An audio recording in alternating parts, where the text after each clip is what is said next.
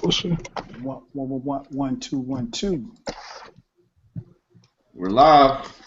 Live and direct. Ladies and gentlemen, thanks again for checking out another edition of the Dead End Sports Show. You are watching us live on YouTube. We want to thank you for tuning in as you do each and every Tuesday night.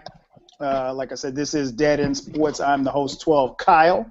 We'll not be doing the show alone. Tonight I'll be joined by my compadres, my man Ken. Ken, what's going on, man? Chilling, man. I'm sorry I had you guys on mute. Yeah, man, just chilling, man. Loving America right now. America the great, the free, the beautiful, home of the brave. Shout out to Colin, a very brave brother right there. What up? No doubt. And my man BZ430. What up, though? What up, though? What's going on, brother Kyle? Chilling, Kyle. Man, chilling. Man, same here, man. Just relaxing, chillaxing, waiting to get going for tonight's show. I'm pretty sure it's going to be a really interesting one. Of course, as it always is each and every Tuesday night. And filling in for my man FIFO is the sixth member, our sixth man, our boy QQ. What's going on, player? Man, ain't nothing, man. Just enjoying my right to sit down. Yeah. Talk to you all. Damn right. I know that's right. Man, we got a lot of stuff to talk about, and of course, 2 hours is almost never enough time. First and foremost, man, like I said, I want to thank everybody for tuning in. We do this every Tuesday night, so if this is new to you, make sure that you not only check us out, but pass the word. I think that's very important. Pass the word. Let everybody know that the boys are on the air every Tuesday night from 9 to 11 p.m. Eastern Standard Time. So, yeah, definitely get the word out. Tonight we're going to be talking about a lot of things. Obviously, Colin Kaepernick's in the news.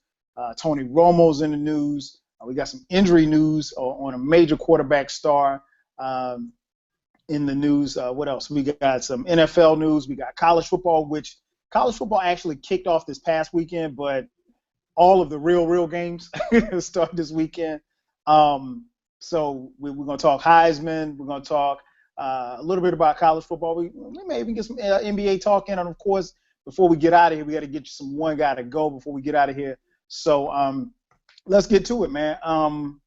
If you've been hiding under a rock, which I don't think is very possible at this point, you know about the controversy with Colin Kaepernick. San Francisco 49er quarterback Colin Kaepernick is protesting, and he has exercised his right not to stand during the national anthem, and this has caused a national uproar. Now, if you're familiar with football, you know who Colin Kaepernick is. Colin Kaepernick is right now, I think, the backup quarterback in San Francisco, but he did lead the 49ers just a few years ago to the Super Bowl. So let's start right there. I know Ken and Q got on and did a really good live stream. Ken was outside swatting off nets. So I'll start for those who did not see Ken and Q's live stream. I'll start first with Ken. Ken, give us your thoughts on Kaepernick deciding to sit and not stand for the national anthem. Woo. Man, like I've been listening to. First of all, I gotta say this, man. Over the last few days since Saturday, I came to a feeling of exhaustion today. Just listening to the different opinions and thoughts by people out there. Some of it was definitely mean-spirited and evil. A lot of it felt that way from a lot of people that were expressing their displeasure with what Colin Kaepernick did. Mind you that he's done it before, but now it finally caught the attention of the American public. And America has lost their damn minds. They have literally It literally feels like they flipped out. Seeing the reactions from people reminds me of a Dyson quote where he says that black folk have often been made to feel foolish, ignorant, or stupid, in some cases even insane, for the racial views they hold. That's how I feel about Colin. I feel that for a while, for quite some time, for a number of years, we have been pointing out how black lives haven't really been valued much by police, and the views that black people hold hasn't been valued much by media, or some media. Black Lives Matter, which is obviously something that was meant to be something positive, the media has spun into something negative. Every time there's something that we want to point out, something that we have an issue with, and that's what Colin is doing. He's pointing out what we've been saying for quite some time, for what some people have been saying for quite some time, and they're upset. And it's interesting that, on this show, we've kind of been in front of some things. I know we've had a conversation about athletes standing up, almost damn near demanding that they stand up, and now we've gotten to a point where they are standing up. We had Michael Jordan speak out. We had Chris Paul, Carmelo Anthony, LeBron James, and Dwayne Wade speak out. We've had who's the other guy from football? God, I can't think of his name right now. We know what Richard Sherman said. He's that brother gone. Michael Bennett, I think one of the Bennett. Michael Bennett, yeah. Spoke out against Cam. Interestingly enough, Cam is also the same person that said that the things that went on with him wasn't about race, but here we are. We got Colin, who was like, yeah, nah, that's not really the case. The difference between what the four of them did, the four meaning the basketball guys, the NBA players, Michael Jordan and Bennett, the difference between what they did is that they issued a statement. Colin is taking action. And it's one thing when you say, hey, there's a problem that black people are facing in America, and we're trying to point it out. There's another when you take action against that and show that you mean business. It was a nonviolent protest. It was toward the national anthem, and if you haven't heard by now, you should probably look up the national anthem. An anthem that was written by a slave owner that hated black people. This is the same national anthem that people want to hold dear to their heart because this is America.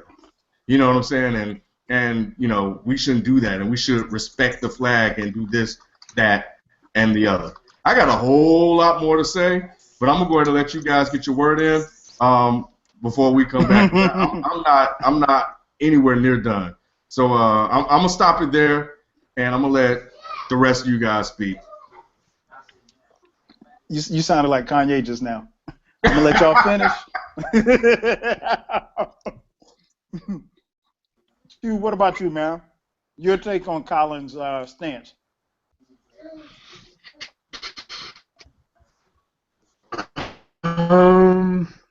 Very. I support him on it.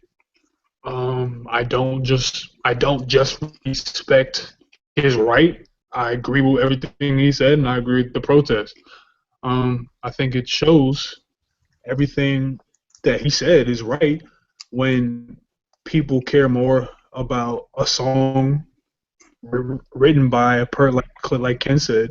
People care more about a song written by a slave owner who in the full song, in the third verse of the song, creating the deaths of slaves, and he's celebrating the right to keep slaves and everything.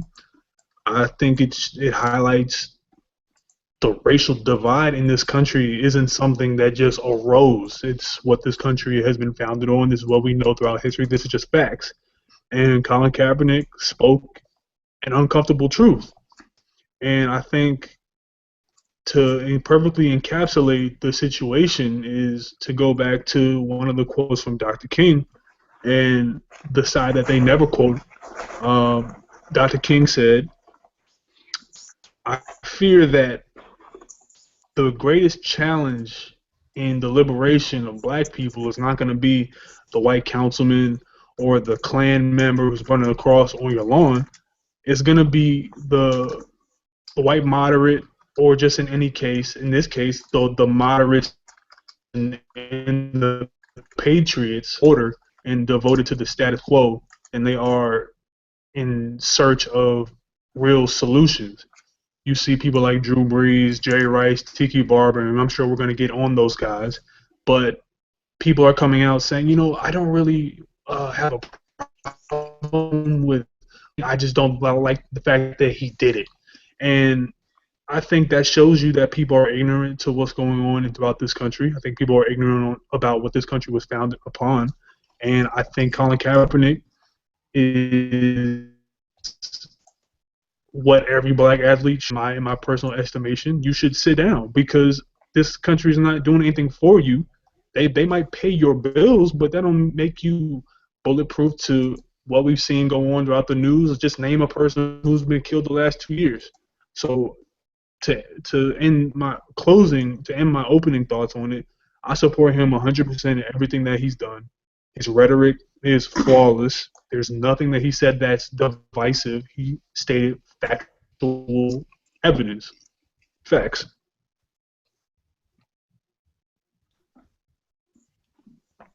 Okay, and what about you, B? Oh man, this man, this is this whole situation, man. For one, I know in a way NFL is kind of liking it, but they kind of don't because this is putting a big microscope on NFL right now, and it's like now I'm curious how many times, like, not only NFL but like NBA, how they gonna be like kind of televising the national anthems? Are they gonna be trying to show athletes sitting down and standing up? But it's amazing that I was talking to my dad, how he was saying, like, still today the issues that they were fighting for, or stuff that they would say, opinions that they would say, and get so taken down by the media over back in the 50s and 60s, how it's still relevant today. Like, still relevant today. Like, still, which is amazing. And this is like, why? Like, why are people? Well, we know why, but like, why do? It's funny how people have so much of an issue with what Kaepernick is saying, but yet just 3 months ago when Ali passed, everyone was saying That's a great point. He was, and look what he stood for and stuff like that. So people saying don't compare Ali to Kaepernick. I mean Kaepernick to Ali. It's like we're not comparing them as far as like athlete figures, but we are comparing. The situation is quite similar to what Ali was going through in very much the so. 60s. Huh? What'd you say? No, I'm agreeing. Oh yeah. Yeah, it's like it's pretty much the same. So that's why people are comparing that to Ali. We're not comparing Kaepernick, the athlete, to Ali. No, but this situation is damn near identical. You know what I'm saying? Because when Ali was saying, "Yes, this country, y'all won't fight for my rights, and you my enemy, and y'all don't care about my beliefs, and da da da da, and I'm not going to Vietnam." That group of people ain't calling me no nigga. They ain't hanging my people and all that stuff. So yeah, it's like a hell yeah. So when Kaepernick said what he says, I'm like, yeah. And then to be perfectly clear, he's not disrespecting any Army vets or anyone that served in the freaking military. He's talking about freaking police brutality of people of color. That's all he's talking about. He didn't say anything about, oh yeah, I don't like the war. The war is stupid. Soldiers are stupid. Like, he wasn't disrespecting them at all. And then people want to talk about, well, yeah, he's disrespecting me as a soldier. Well, I know some old heads that's my dad's age that fought in Vietnam, came back, and still being called nigga and still being disrespected after they fought for fought for your freedom and all that stuff in Vietnam War. So what respect is that? Where's the patriotism in that? You know what I'm saying? So they can kill all that noise with that Kaepernick disrespecting the army and all that stuff. I don't know how they jumped from him talking about police brutality to the freaking army. It amazes me that they find that. But to me, I find it hilarious how a lot of white folks are so in their feelings, boy. They are in their feelings, feelings. And it's just amazing how you see a lot, not even just white folks, now you're seeing some of these black athletes tap dancing and blackfacing around this whole subject. It's like, let's not get started on all the names that we from like Ken said, you get so numb and so tired from seeing all the horrible responses. Sherman, it's like, Sherman, get him out the door. Jerry Rice, what's my man that played with the Patriots? Fucking Rodney Harrison said he wasn't even black. Like, come on, like all this stuff is like, are you freaking kidding me? And then you got the Twitter tough guys talking about if you ain't standing the national anthem, I'm gonna make you stand up one way or another. This has been a crazy 3 days on social media, just following this whole thing. This is like, really, but hey, look, I'm with Kaepernick. I'm supporting of what he's doing. I love what he's doing. Yes, you can't compare this to Ali. You can compare because it's the same. The same backlash that Kaepernick is getting is the same backlash Ali was getting. But now he's looked at such a hero now that he's passed away, or now that he was shaking and he couldn't talk no more. You know what I'm saying? But this is the same situation. Same situation. Kaepernick is doing this. He's a football player making lots of money, and he still want to speak up on these issues. I applaud him. I'm glad he's speaking up, and I'm glad he's saying something. And I'm glad he's sticking to his guns, too. I'm glad at the fact he said, I'm going to continue to sit down and at every national anthem and everything, So it kind of reminds me of, remember my man Chris Abdul Rahim? When he did Mahmoud Abdul Rauf. Yeah, Rauf. Yeah, I think his former name was Chris Smith. Chris Jackson. Chris Jackson. Yeah. So, yeah, like. He was an LSU Tiger, right? Yeah, LSU. Yes, sir. Yep. Played with Shaq. Yeah, man, it's like they kind of blackballed him out when he did that. They did. It's amazing, man. But I'm so glad. Craig Hodges too. Yep. Yeah, I'm so glad to see the OGs like Jim Brown stepping up. I love to see stuff like that. Jim Brown. Jim Brown was probably at his career talking about some hell move. Yeah. Jim Brown was so hyped about it. So when I saw the article that Jim Brown was supporting it, I was like, yes. But then, let's not speak on all the other, blackface and tap dances and shucking and jivers up out here that we've already seen on social media that we just shaking our head. Well, Drew Brees, it's just like, what? And, you see Jim Harbaugh, he had to backpedal. He had to backpedal his, boy. It's crazy, man. But, yeah, like I said, I support Kaepernick, man. I'm glad he spoke up, and he's sticking to his guns. Man. He's not backing down from nobody.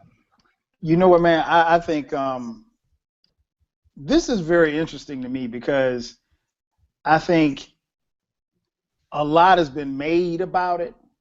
And what people fail to understand is that Kaepernick, that's his first right. That's his First Amendment right. If he wants to sit, he can sit. If he wants to stand, he can stand. The NFL has already said we encourage our players to stand for the national anthem. There's nothing that says that you have to stand. There's nothing. I mean, think about it like this. When you go to a sporting event, they ask you to rise and take your caps off. Most men don't take their hats off, at least the sporting events that I go to. The next time that you're at a sporting event and you hear the national anthem come on, look around. Not on the field or the court or the diamond. Look around you and watch what people are doing. You have people standing. You have people digging up their nose. You have people digging up their butt.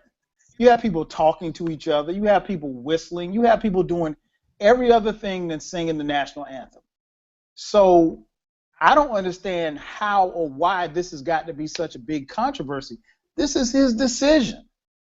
You can't be mad at his decision. It's his decision. Regardless whether or not you like it or not, that's his First Amendment right. You know what? I don't like the Ku Klux Klan. I don't. Or nor should I like the Ku Klux Klan. But I will say this much. The Ku Klux Klan has every right to voice whatever it is they want to say. And I've always said that.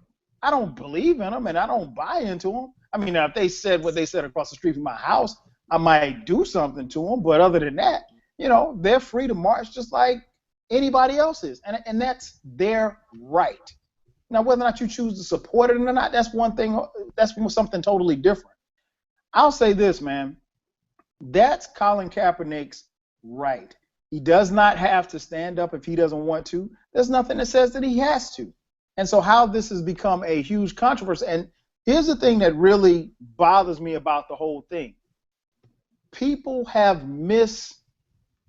taken his stance on not standing or his protest on not standing and lost sight of what it is, why he's not standing. You know what I'm saying? Like, it's not even about him not standing anymore. It's not even about what he's not standing for or his statements behind the reason why he's not standing. Police brutality. He mentioned bodies were dropping and officers are getting paid leave. That's a fact. Now, if you want to argue about it, please bring it to me. I'm more than willing to listen. But that's a fact. That's a fact. We can name 20 people who've passed away at the hands of cops, and I can name 19 cops that are still on the street. So what are we talking about here? Again, this is Colin Kaepernick's right. And people, I hate the fact that they brought the veterans into it, because you don't want to get into a discussion about veterans in this country. You really don't, because people who normally get into the discussion with about veterans usually have nothing to do with veterans. Veterans who fight for this country are treated worse than dirt. Most of them. And most of them, they have to jump through 10,000 hoops just to get some type of benefits, after coming back from the war or coming back from a tour duty. They can't get jobs. So don't start talking about veterans when the majority of the people who on social media, on TV, talk about what the veterans are fighting for. You do absolutely nothing for the veterans. Nothing. If you want to do something, go volunteer at the VA. You will see some things that will make you sick, because there are people who fought for this country who are suffering, and the United States government won't give them the benefits that they damn well deserve. But that's another story for another day. Back to Colin Kaepernick, I think you have to understand that this is his right. Now, regardless of whether or not you like it or not, this is his right. And I promise you, if you go to a sporting event, look around. He ain't the only one sitting down. There's plenty of people, black, white, and Asian, sitting down. Hispanic, sitting down. They don't stay if they don't want to stand. I tell you what, don't run up on somebody and try to make them stand up. You're gonna run into the wrong one. So in conclusion, man, I don't have a problem with what it's. To me, they've made something out of nothing. He did it the first game. Hell, for all we know, Colin Kaepernick may have been doing this for the last year or so. I don't know. He's been hurt. So go ahead, Q. No, man, I just want to, just so we can kind of unpack it a little more so everyone understands the total scale of what's going on. Basically, like you said, everyone lost their minds when he started to speak. Now, if he said, yo, I sat down because I forgot, I bet you people, it would have been like a 3-hour thing, and that would have been it, right? Now, the problem that I have with this is I have feelings about the way that veterans are treated. I have feelings about the fact that we have veterans on the street, depressed, suicidal, PTSD ridden, and we do nothing about them, and they waste away. But people don't say anything about that. Now, the problem that I have with this is all you people who were pissed off at Gabby Douglas for standing up, but she didn't do this, now you pissed off at Colin for sitting down. So even when we stand up, you have a problem. So the only common denominator that I see with these two folks is that they have brown skin. Now, that goes into the dichotomy and the entire situation of some, let me say that again, some white folks believe that they have ownership over black people in sports because we are viewed simply as entertainment. We are viewed as simply entertainment. There's nothing else that we should do. We should be mindless drones that go out there, catch a ball, dunk a ball, smack a tennis ball, catch a baseball. That's our main purpose. Right. People say, oh, Vince Young, when Vince Young said, I was born to play football, I was born to do this, people were clapping and everything. But the moment that Richard Sherman said, thug is the new N-word, then you're out of your place. You need to go back to what you were. And that is the situation that we are dealt with now. Because Colin Kaepernick, people are more concerned with the song than the substance of why he's protesting. No one has said a single solitary thing about, you know what, Colin, I do think I need to go research some of these police shootings. People are getting killed for failures to signal. People are getting killed for playing with toy guns. We have children getting lynched in the streets by cops, and then they end up getting paid leave. He's saying this stuff. Right. And I'm so proud of him for doing this because this is what we talked about with Ali. Who's going to be the new leaders? Who's going to be the people to step up? And I think that it's on us, and I'm going to wrap this up, but I think it's on us to not only support him, with these, but we got to support him with these, bro. We got to put some money behind his jersey. We got to put some money behind his clothing brands. We got to call the Niners, say, well, I support him. We have to have an economic approach so that they cannot deny him his right to do what he's doing. Because the way that they exiled Craig Hodges from the NBA is the same way that they're going to try to come after him. And I just think we have to be vocal and not let this up. Because I'm seeing people on Twitter with the hashtag Vets Support Colin, and people are literally giving that truth right now. Like, yo, I'm in the U.S. Marine Corps, and I've had racist drill sergeants call me boy and everything, and they're telling these stories. And these are the veterans that you aren't concerned with. You're only concerned with the Chris Kyle American Sniper version of veterans, those who may make books about going down to Louisiana during Katrina and picking off black people. Those are the veterans that they're talking about. They're not talking about my uncle who has PTSD and he can't even fucking move. They're not concerned about him. They're concerned about the beard, redneck, Confederate hat wearing, God bless America veterans. And I think if we're going to talk about veterans, we need to talk about all of them. Look into the statement of what Colin was saying. Don't just get mad at him for sitting down. Be mad why he's sitting down. That's my. Well, you know what it is, Q? You know what it is? It's about the agenda, and I think that's the thing that gets lost in all of this, because people have an agenda, and once they figure out, okay, it's time for me to speak on my agenda, then everything else goes out of the window. I told you guys a couple of weeks ago, my motto is this for 2016. Fuck hoes. People want athletes to speak out, but as long as they agree with you, they got no problem with athletes speaking out. People have always said, well, we need athletes to be more vocal. Nobody has any problem with athletes speaking out until they say something that you disagree with. Then it's, well, you just need to shut up and play.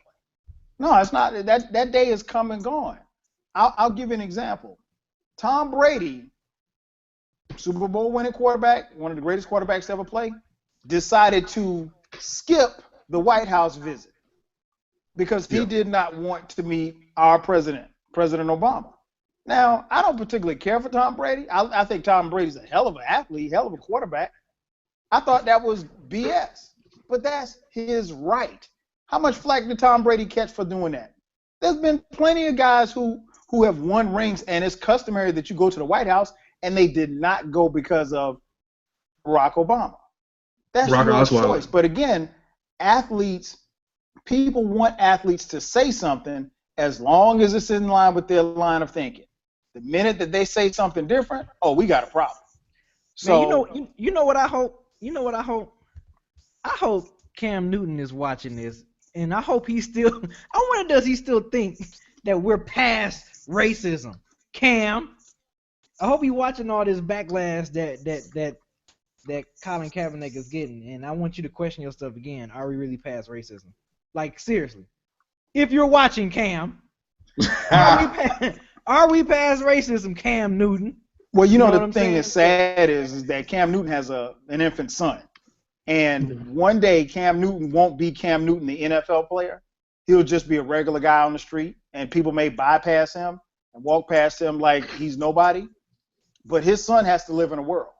And as a father, you want your children to be not to be in harm's way, but his son, this racial divide that Cam didn't think exists, his son is going to grow up in that world, regardless of whether or not he has money or not. He's going to grow up in that world.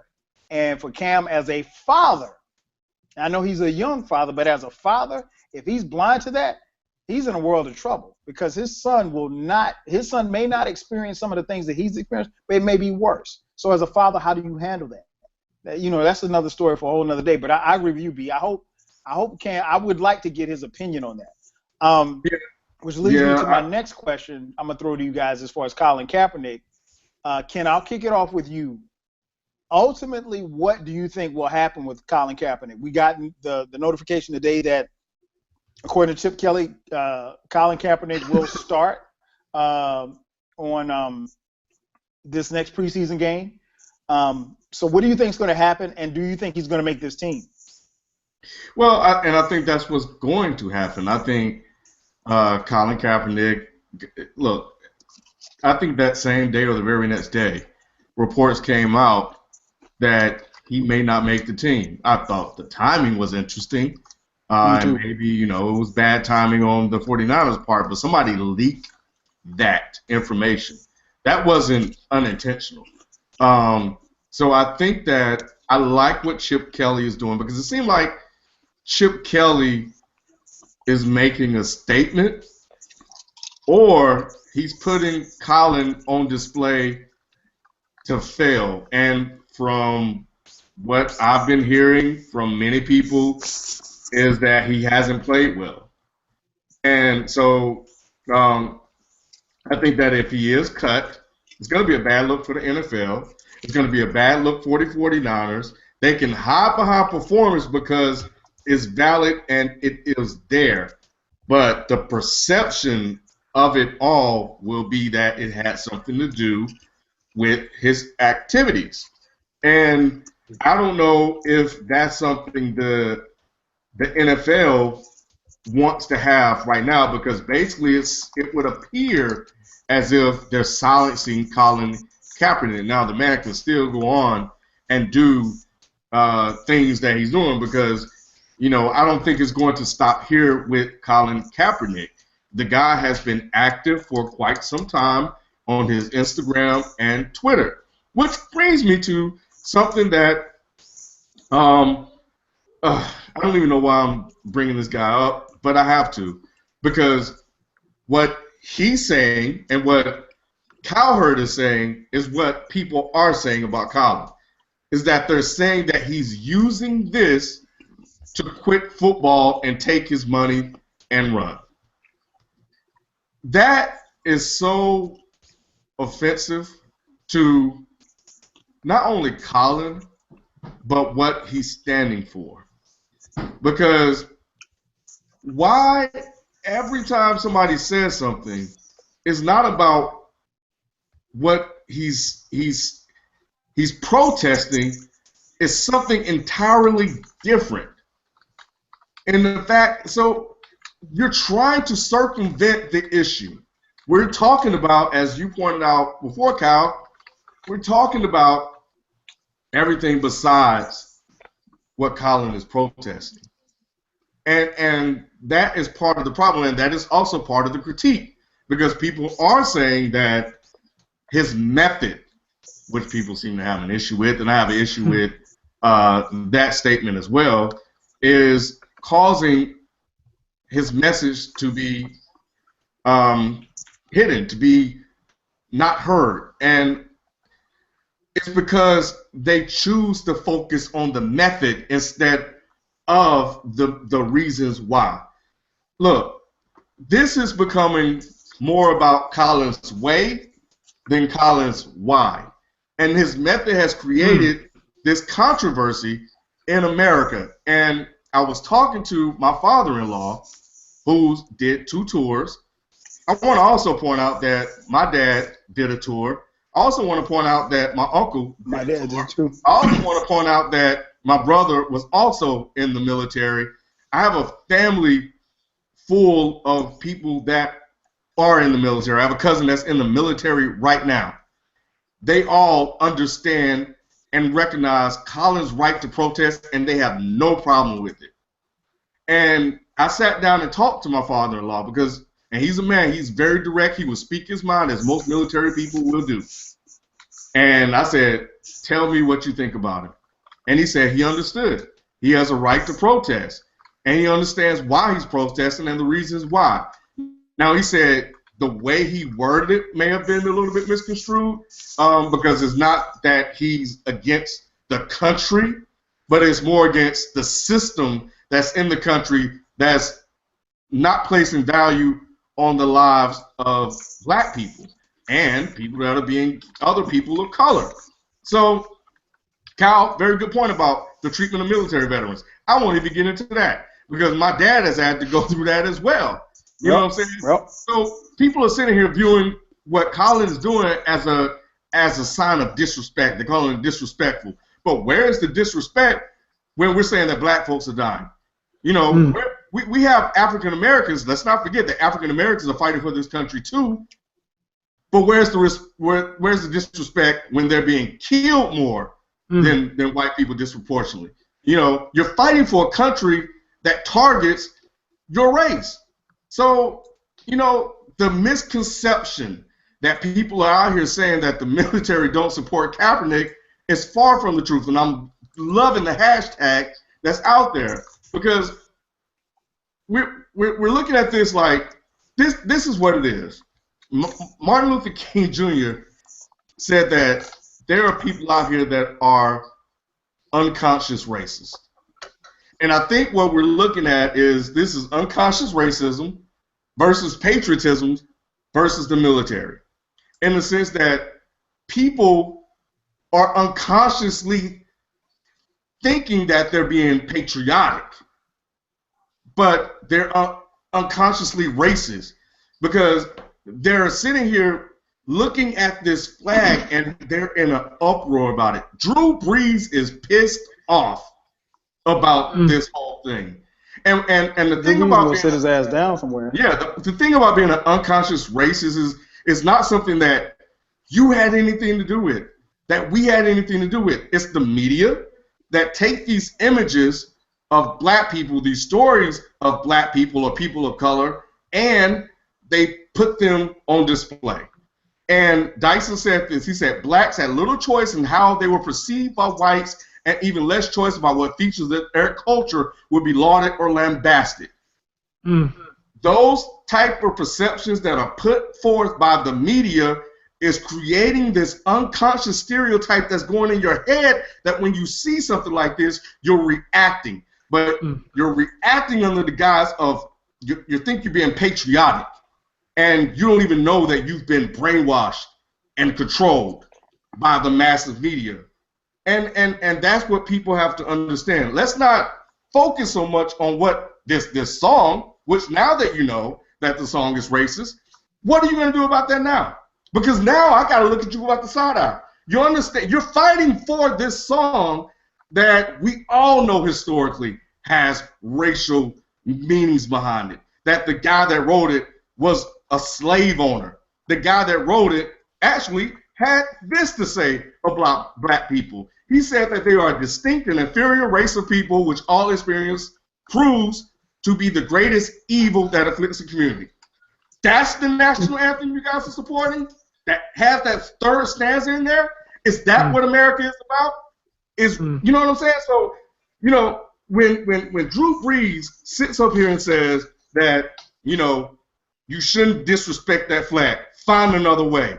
Come on now. You don't tell me to find another way. And I'm not saying that Drew Brees, from everything that I understand, is not a racist guy by any means that I've seen or witnessed. I really think that Drew Brees is really upset about the flag, and that he's concerned about the way that Colin is going about it. But, you know, he said he doesn't agree with the method, that this is America. This is also the same America that, I don't know, locked the Japanese people up in concentration camps. This is the same America that made Asians ineligible for citizenship. This is the same America that's been, anti-Semitic, that's been anti-Irish, that's been anti-Italian, that's been anti-Polish. This is the same America that right now are trying to kick Hispanics out of the country.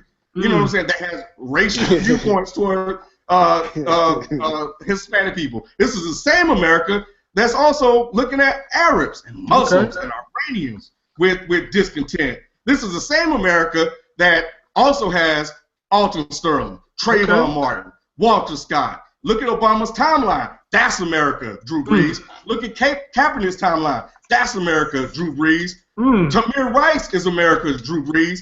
America is the same country that enslaved black people. America is also the same country that came in and wiped out the Indians. This is America.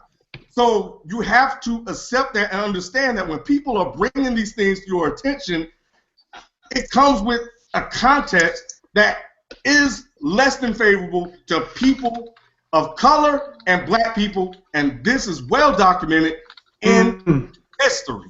So this is something that we have to understand, and the only way we're going to get anywhere, the only way we're going to get better is we have to have this dialogue, and we have to quit getting so upset about what a person is doing and try to figure out how can we move forward. Because now I'm looking at everybody side-eye, because we know what that song means. You know what that song means. You know about the writer of the song.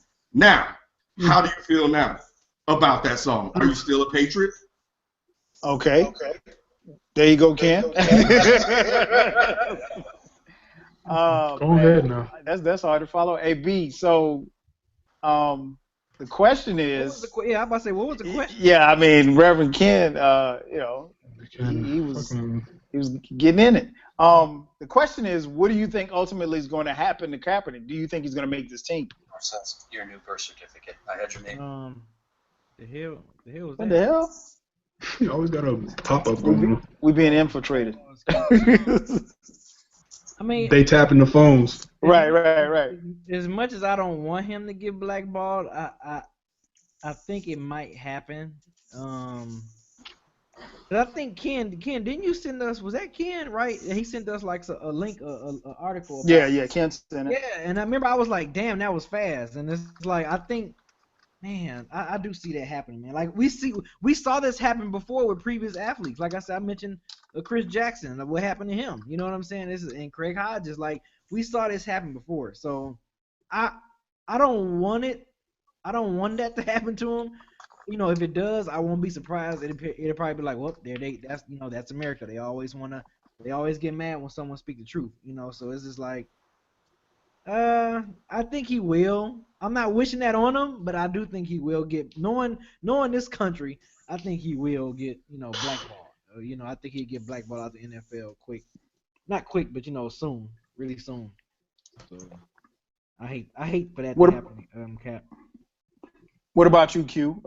Do you think Cap is gonna? I mean, your boy Chip Kelly is running things over in San Francisco, and when Chip Kelly got to San Francisco, a lot of people thought that this would be a good fit for him. Ultimately, what do you think is going to happen, man? Well, I mean, he had a shoulder injury. He came back a little early to prove that he could still throw it. Right. So, I mean, this is not like he's trash. Like, Colin Kaepernick is not trash. He's not trash at quarterback. He's probably – I'll take him over Jay Cutler. I'll take him over Matthew Stafford. I'll take him over any of those backups that they got starting in Denver. And I'll take him over the backup who's about to start for Bridgewater. So, man, I don't know, man. I can't call it, man. Like, it's just it's very because it is Chip Kelly, and Chip Kelly, he got problems with some black folks. He has his issues, and I know that very well. He cut Deshaun Jackson for being a gang member, and I don't even know. I don't know if that's. I don't know, man. But I just want to leave this, and I'm not going to be half as long as Ken was, but that was beautiful. Just question. Why do children say the pledge every morning, man? Like why? Why do we brainwash children to say the pledge before every single day of school. The first thing that they do, instead of it just being a moment of silence for people who want to pray or give respect to the soldiers who died or want to even say a pledge to themselves or whatever. We say a pledge and we make these little children in kindergarten. I pledge allegiance to the flag, right? Before every sporting event. Only at sporting events do we say the national anthem. And I read an article where this guy broke it down. It's because by proxy we associate sports with war, because we all have factions, we all have teams that we root for, and we're the only people that do this. And we don't think it's weird, or we don't think it's weird that it only happens at sporting events. We don't think it's weird that children are doing this every single day. Imagine, Kyle, if you got into work and before every time you clocked in, you had to turn to the flag and pledge. Like that's weird. Like that's really weird. You're defaming the pledge, in my opinion, by putting it in a place that smells of corn dogs and beers, and so it's like, you gonna put the pledge here if it's that sacred? You gonna put it around a bunch of people who about to get drunk and root for people to knock each other's brains out and get CT scans laid on? I don't really agree with the methods in which we, for lack of a better word, we condition people into thinking America is the greatest country on earth. America is the best thing on earth. America is the greatest. We put down any type of progressive or just questions every time. Because as a kid, and this is the last thing I'm going to say about this, as a kid, I never stood for the pledge either. I never stood, and people always look at me crazy. And I was like, why would I stand? Like, why? Why would I stand? And this is like right after Katrina, and my teacher was like, why aren't you standing? I have to make you stand. And I'm like, no, I'm not standing. You just see what happened to them people in Louisiana. They just shooting those people. They're calling those people refugees. And that's just how I was raised. So when I never stood, they always looked at me weird. But I said, no, you should ask questions as to why you're even standing in the first place. And that goes back to John Singleton's film, man. Higher Learning. Unlearn. At the very end of the movie, it's got the American flag. Unlearn. Unlearn, man. You've been conditioned to think America is the holy, the best, the only. Ask questions, man. And if you get questions, and if you ask a question and someone answers it with because, then you know that that's a person who's not trying to educate you on the reality of what's going on. They're just a person who's been conditioned themselves to engineer you to have a certain train of thought. That's a good point. I think I'll say this, man. I think it's going to be interesting whether or not he makes the team or not. I at this point, I really don't know, to be honest. And I don't. The thing is that Colin Kaepernick has not played well. He's been injured, and he has not played well up until this point. To be honest, if the 49ers did not owe him $16 million, that's guaranteed, regardless of whether or not they cut him or not, he would have been cut a long time ago, based on this. Because I think the 49ers would have said, well, you know what, we don't want the distractions. Let's be without him. But that being said, I think they need I'm not sold on Blaine Gabbert. I saw Kaepernick play last year before he got hurt, and he regressed. And he struggled in the preseason. And I think what's happening is that, like Ken mentioned, Chip Kelly's basically saying, okay, well, hey, you're going to start, and you're going to play, and I think he's playing like the first half or whatever, and they're really going to see what he has, and they're going to see if he's going to fold. I mean, Colin Kaepernick is probably going to take the field. There may be people, and I'm not sure if San Francisco's playing at home or not, but he may get booed. If he's on the road, he's definitely going to get booed. Hell, he may get booed every time he touches the ball. But, they want to see what he's made of in this. And I think, he's got teammates that will, that they may not necessarily. And I think one of like the guards or tackles said, hey, I don't agree with it. He's like, but I support him. He's like, that's his right. If he wants to do that, that's what he wants to do. I think they could get rid of him based on the talent. Now, I disagree with not what Ken said, but what Ken mentioned that Colin Cowherd said as far as he's trying to get his way out of the NFL. I don't think he's trying to get his way out of the NFL. He may be trying to get his way out of San Francisco, but I don't think that this is the reason being. And I think that when you say that, I think you cheapen his cause. He said, look, I don't care about it. Well, he didn't say he didn't care about endorsements. He said, if I lose endorsements, then so be it. And one thing that I thought was very poignant was, if you look at the interview that he did at his locker, that was the first public statement that he made since, Thursday's game where he sat during the national anthem. And I think people really weren't sure what to say, but he stood there. He stood there for 30 minutes. Most dudes don't give you 30-minute interviews at their locker. If you're at a press conference, you can get a 30-minute press conference, perhaps. But he did 30 minutes. He asked 30 minutes worth of questions, and it got to and I don't know if you guys saw it or not, or you listening saw it, but it got to the point where the reporters were really kind of dumbfounded because they couldn't think of anything else to ask. He had point after point after point. He didn't just come up there and say, well, you know what? I'm sitting down because I don't care. They don't care about me. Well, he was on point with everything that he had to say. He had reasons behind it. He went into detail. He gave you every answer that you wanted to get. And the reporters, to be honest, their questions stopped reluctantly because they didn't have anything else to ask. They were dumbfounded, and many reporters walked away impressed because that's not what they expected. But I said that to say this. I think, it's going to be interesting to see. I think it's 50-50. I don't think if you're the 49ers organization, you can win with Blaine Gabbert. But then again, to be honest, Colin Kaepernick has not played well. So I don't necessarily know if you can win with him at this point. But I commend him for standing up on his convictions because, it's easy to take the high road. And a lot of people who are criticizing him, and somebody mentioned Drew Brees earlier, and I'll touch on Drew Brees before we jump to the next subject. Here's a problem, and Drew Brees is entitled to his opinion just like everybody else is entitled to theirs. What I have a problem with is that if you say, well, he can do it, but he should do it in another way, explain to him why you think he should do it in another way. Or say what other way that you think it should be done. Exactly. How much have you contributed, or sit down with Colin Kaepernick and try to understand where it is he's coming from. See, that's what it goes back to what I meant by earlier about agendas. People are quick to say, well, this doesn't make any sense, or you're crazy, or this or that, but you got your agenda and nobody's willing to listen. I don't know if you guys got a chance to do this, Q and Ken, but I went back and something I rarely do. I went back and looked at the podcast that you guys did the other day, but I as I was looking at it, I went in the comment section. And we never, at Dead End Sports, we never have comment sections like that.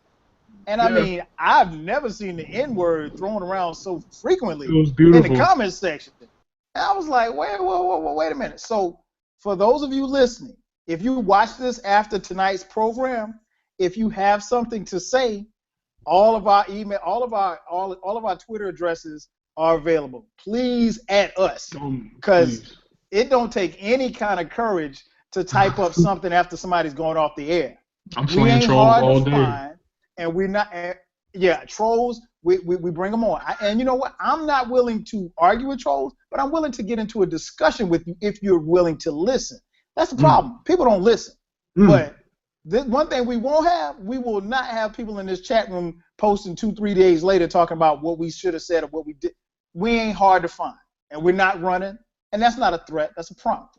So our Twitter handle is not hard to find. If you want it, you can hit us at Dead End Sports, and we'll tweet back. So anyway, moving on. Major injury news. Obviously, Tony Romo. Speaking of quarterbacks, Tony Romo, as you guys know, hurt his back in the preseason game. And it is now confirmed that Romo will be out at least 6 to 10 weeks. Now, the young boy, Dak Prescott from Mississippi State, has filled in admirably and played very, very well. But the question I want to throw to you guys, and Q, I'll start first with you. Is this it for Romo? Is he done? I had a feeling, Cal, and I'm having the same feeling. Back in preseason, I believe Russell Wilson was a rookie, and Matt Flynn was the projected starter for Seattle, and I saw Russell Wilson play. Yep. I said, that kid is a lot better than Matt Flynn. Like, he looks like he can do this. And I'm getting the same feeling here with Dak Prescott. He looks comfortable in the pocket. He has a rocket arm. He's rifling passes down the and precision too. It's not just like that. It's not like a McNabb. Like McNabb could fling it. He wasn't the most accurate out of all the quarterbacks, but he was average accuracy. Dak Prescott looks like he has it down. He has the footwork in the pocket. He looks like he has that Russell Wilson gene where he's like, I'm not gonna make the big play all the time, but when he does, it's like, damn, this kid is good. And when it comes to Romo, man, it's like two phrases always come to mind, man. It's like, oh, he's back, and then it's, oh, his back, and it's like, it's just like two things, bro. And when I think it was Cliff Averill, like his back like bent, he was sliding forward, and Cliff Averill hit him, so his spine like looks like it swinged a little bit, and I could feel that from the TV screen. Is this it for him, man? If Dak Prescott can go those first two games, well, I think it's actually 6-10.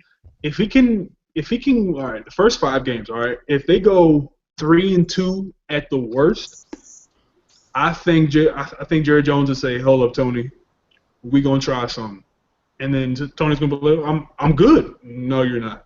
This is good, because the best attribute that you can have as a player outside of skill is availability, and if you can be available, then that's the greatest attribute that you can have along with your skill set. So Tony, man, this might be the end, man. This might be the end. This might be the Alex. I'm sorry, not Alex Smith. This might be the Montana Steve Smith thing all over again. What about you, B? Tony Romo, man. They say 6-10 weeks. The NFC East is wide open at this point. What do you think is going to happen? You said is Romo done? Yeah, I think. Yeah. Do you think he's done? I think he might have to start. Thinking of a good retirement plan, man. Because wasn't he out last season for a good minute? Yeah.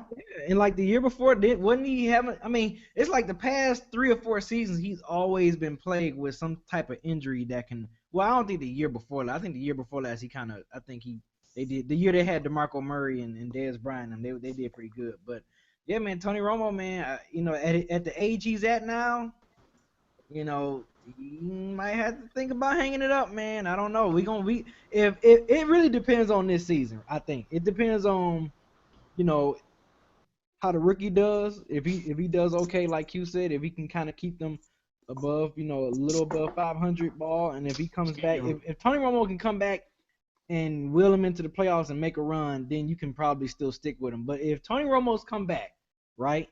Say he come back after week 8, come back in week 8, play in week 9, get injured again seriously in week 10. At that point, it's like, dude, like it would definitely be a wrap. But I think right now, I think we're heading down. We're starting to see that light at the end of the tunnel. Tony Romo. B, huh? Does this remind you of like Larry Bird towards the end of his career, man? Remember when he had to sit on the floor and shit? Yeah, yep. Because I'm glad you mentioned that, Q. Because even Larry Bird even mentioned, he said, if I didn't have any back issues, I could have probably still played about an additional 5 or 6 more years in the NBA, which it probably could have, because I mean Bird didn't have like the athletic. He kind of had he had a good old man's game. So, but yeah, Tony Romo, it's the same situation. It's like you keep getting these back issues and all these other injury issues, and you're older now. It's like you're starting to see that light in the tunnel, man. I think he might have to hang. He might have to start thinking about a swift, good retirement plan, man. I hope he been good with his money. Right. What about you, Ken? I don't know, man. Backs are rough, and if you've ever pulled a back muscle, you know exactly how that feels and how terrible he feels. He broke a bone in his back. Romo may be terrified to take the field again, because I saw the play, and Romo even acknowledged the hit afterwards. He said he hasn't been hit that hard in years, and he got folded up. Yep. He got folded up, and the body is not. Yeah. The body is not meant to fold like that, not involuntarily. So so I think it all really depends on Dak Prescott, who has looked good. He's worked with the ones.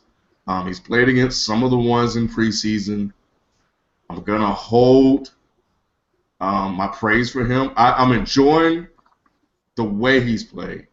I want to see it carry over to the regular season. And I think if they take their time with him, he can be successful. He can throw. He has Des Bryant on one end. He has Ezekiel Elliott. I'm thinking he has Terrence Williams. And Terrence Williams, I won't disrespect Terrence Williams. He can make plays. And he still has Witten. And I think it just really depends on the coaching staff and how they decide to utilize his ability to operate in kind of that short to medium range field. And, his read options, because he was really, really well at that. So he's actually a dual threat.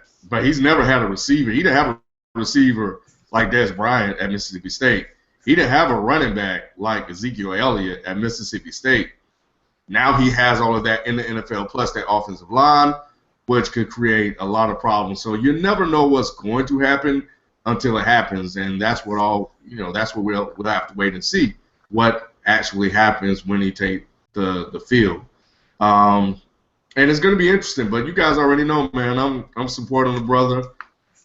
He's from my state, Mississippi. I was enrolled at Mississippi State before I I was enrolled at Mississippi State before I decided to move to Atlanta. So I was actually going to go there for college. So I have a connection to it. But I'm gonna salute. I'm gonna cheer for the brother, man. I hope he does well. I was glad he was picked up by the Cowboys because we all knew Romo was a hit away, and he was just a hit away from starting. So we'll see what happens with him. I know one thing: I'm not drafting him in fantasy football. Don't draft Dak Prescott in fantasy football. You can get somebody else. No doubt, no doubt. Now, anybody that knows me knows that I'm probably the biggest Dallas Cowboy hater this side of the Mississippi. But that being said, man, I don't wish injury on nobody, man. I hate the Cowboys with a passion. I'm married to a Cowboys fan. Some of my best friends are Cowboys fans. And I love sticking it to the Cowboys fans. That being said, I don't want them to have an excuse for why they lose. And I didn't like seeing Romo get hurt. You really, as a fan, man, you really don't want to see nobody get hurt during the preseason, particularly in a preseason game. And I think it was like the third play of the game. So, I feel for the Cowboys. Well, let me take that back. I feel for Romo. I don't feel for the Cowboys. The hater in me won't let me feel for the Cowboys. But I like what Dak has done thus far. And I will say this much, and I may have to wash my mouth out with soap after this program for giving the Cowboys props. We, for years, as long as we've been doing this show, we have all dumped on Jerry Jones for drafting, for his draft picks. We got to give Jerry Jones credit, man, because he found this kid in the fourth round who's probably a late first round, second round talent. And so here it is, a guy, and usually when you draft somebody in the fourth round, you don't expect them to actually play for you that particular year. So the fact that he's playing and going to start, I think that says a lot. Again, he's done well in the preseason. We'll see what happens once real bullets are flying. But you got to give Jerry Jones some credit, man. This could be, at least thus far, the steal of the draft. So, you got to give Jerry Jones props for that. So we'll see how it plays out. And I'm with Q. If let's say Romo can come back in week 8 and Dallas is above 500, I'm rolling with Dak. Let's say Romo comes back in week 9 and Dallas is 6-2, he ain't coming back. You got to ride the bench. You got to roll with a high hand. And there was always this thing where you shouldn't lose your job to injury. If this kid is playing well, and to be honest, if you think about it, if you look at how Dallas is constructed, if they run the ball well and they can play a little bit of defense, but Dallas' defense is terrible. So that's the problem. Dallas is going to have to outscore people, but if they can run the ball well and get up on teams, Dallas could win a few games with this kid. So we'll see. We'll definitely see. Other major injury news with dealing with quarterbacks. We got the news a couple of hours ago.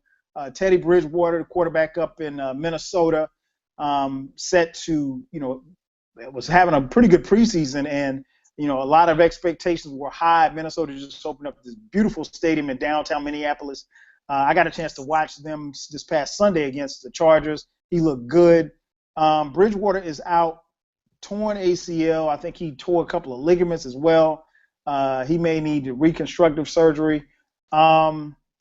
B, what do you think happens here with the Vikings now that we know that Teddy Bridgewater is going to be out for the season? First of all, yeah, unfortunate injury to him. I think just like Jordy Nelson last year, this was a non-contact injury. Yeah, non-contact, exactly. Yeah, it's crazy. I don't even know who was their backups. I didn't even look at their I watched the game the other day, man, and I can't. Vlade, I think is some guy's name. I'm pretty sure somebody. Shout out to everybody in the chat room. I'm pretty sure somebody in the chat room will tell us. Yeah. But they've got two backups, and neither one of them any good. Yeah. I'll look it up. As a defensive coordinator playing the Vikings, you know what you're gonna do when you play against them. You're just gonna stack that box and make sure AP don't do what he do. That's all you can do at this point. But yeah, it's unfortunate. I mean, I feel for someone that's like a Vikings fan or that's a diehard Vikings fan that was kind of expecting for them to make a push in the NFC North this year, and now with Bridgewater going out, like I said. Now these teams is easier for these defensive coordinators to defend now, because like I said, put 8 in the box, 9 and let shut down that man, shut down that machine. You know what I'm saying? So it's unfortunate. Like I said, it's always bad when you have an injury that severe that you got to have reconstruction surgery. So then you got to worry about if he's gonna come back, if he's gonna still be the same. Then you got to think of his mental state when he come back. Oh, I don't want to cut this way. I'm gonna be scared to juke this way because I might do something else with it. So all those key factors kind of plays a role, and when the player deals with a serious injury like that. So it's unfortunate. Hope he can bounce back from this next year and try to come back for blood, man. Come back for revenge, man. But yeah, just unfortunate. What about you, Ken? What do you think about the Vikings now that Teddy is done for the year? Adrian Peterson, I'm probably going to move him down my fantasy football rankings. Yeah. Okay. That's the first thing. Everything comes back to fantasy football, right? It's unfortunate, man, because that team had upside. Bridgewater was going, and he was coming off a relatively successful year with limited work in terms of the shots they've taken down the field, but they added weapons. We saw Stephon Diggs blossom last year. They added Laquan Treadwell in the offseason. Monster too. Yeah, to complement him, which would have opened up lanes for Adrian Peterson, and they also have Jarrett McKinnon. So they got Bridgewater more weapons, and now he can't even use them. And man, I feel bad for the brother, man, because I like watching Bridgewater play, man. He's so smooth, cool, calm, and under pressure, man. You kind of need that in your quarterback, especially if you're in tight, high situations. And at times he's proven that he can go and win a game for you. Man, we're just a week away from the regular season. And when you have non-contact injuries like that, I think it's probably inevitable that it's going to happen at some point. I'm not a doctor, I don't know, but it just seems like that area is already weak, and it was just a matter of time. And I was really looking forward to seeing whether or not he was going to progress this year with having another weapon to him. Because one of the things that we've often complained about, at least I have, especially when it came to the Carolina Panthers, is that they never gave Cam Newton any weapons. And, they eventually started to do that, and we saw what happened. So I don't want the Vikings to do that and try to rely so much on Adrian Peterson, which now Sean Hill is the backup, with him stepping in. Yeah, with him stepping in as quarterback. Now, he's a veteran. He knows how to play the game. But is he better than Bridgewater at this stage of his career? I don't know. But I do know this.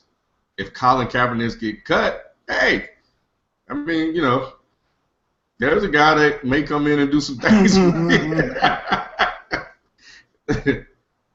So, yeah, that's what I think about it. What about you, Q? I think Q dipped out on us. He went somewhere. Is that Q in Abby or is that Tim Duncan? I like Joel. I think that's Embiid. Oh. You know what they say about us, man. No, Ken, what they say about it? Yeah, I think it's gonna be tough, man. It's gonna be tough, man, because I think the Vikings, man, like I mentioned, a lot of people had the Vikings going. You know, obviously they made the playoffs last year, lost to the Seahawks on that. What was it? Was it a missed extra point? It's like I think it was missed extra point. 21-yard field goal. Yeah. So there he is. And so yeah, man. So I think it's unfortunate, man. I was really gonna pick the Vikings to win the NFC Central or NFC North, if you will. It's gonna be tough, man. I hate that for them because, like Ken, I'm rooting for them, and they've got this beautiful stadium downtown Minneapolis. And the Vikings fans were ready. You know, they last season left a bitter taste in their mouths, and they were ready to get everything cracking with this season. And the Vikings looked good on this past Sunday against the Chargers, but you know, a non-contact injury is crazy. So Q, what about you, man? What's your take on the Vikings without Teddy? It's gonna be a mess.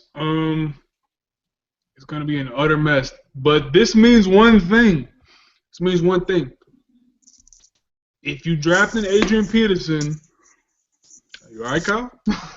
Yeah, I'm good. Okay, I'm going to say, like, Kyle mugged or something. Somebody came across. Nah. You know what I'm saying? Nah, if you draft Adrian Peterson, it's going to be a double-edged sword, which means he could get hurt. He could get hurt, or because they're going to utilize that running game a lot. He's either going to get hurt or he's going to go for a lot of yards because he's going to be the main offense.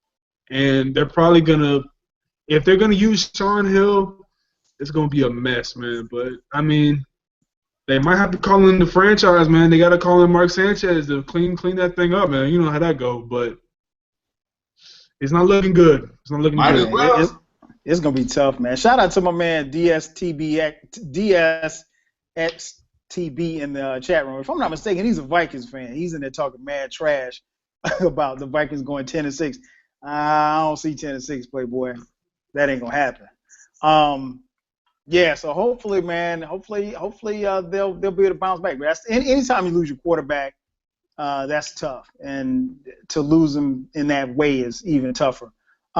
Let's move on. College football. College football, as I mentioned at the top, actually kicked off this past weekend. There was a game in Australia, and there was another game. I think there was really good game Saturday night. It was North Dakota State and Charleston Southern. That game went into overtime with North Dakota State winning. North Dakota State, by the way, who has won 5 consecutive national championships, which is unreal. But the big boys get it cracking this weekend. Some great games on. Make sure that you check those out. But I want to start with the Heisman Trophy, man. Ken, I'll start with you. Who's your favorite to win the Heisman and why?